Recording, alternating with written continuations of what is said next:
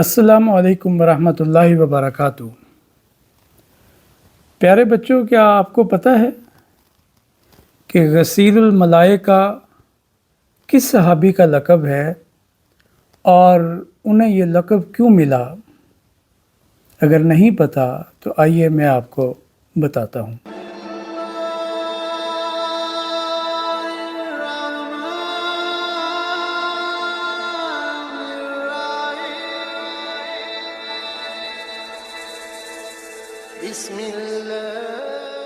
پیارے بچوں،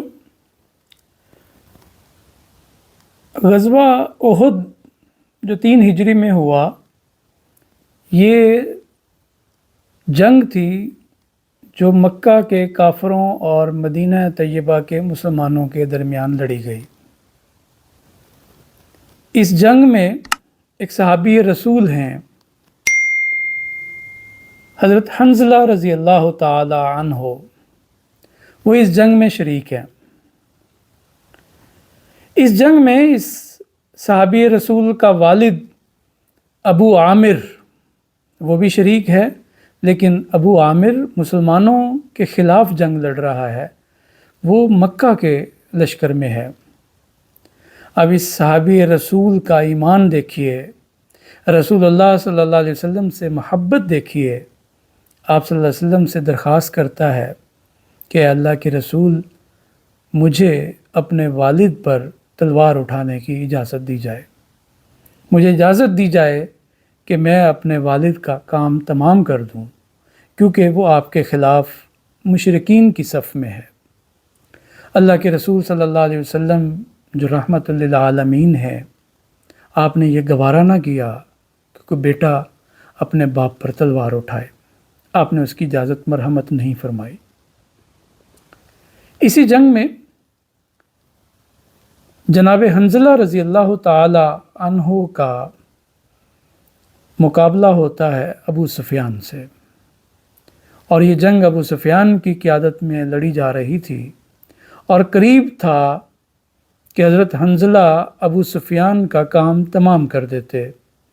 یہ اس پر غالب آ رہے تھے کہ شداد نے دیکھا کہ حنظلہ کہیں ابو سفیان کو مار ہی نہ ڈالے، تو اس نے حضرت حنظلہ پر حملہ کیا اور حضرت حنظلہ کو شہید کر دیا۔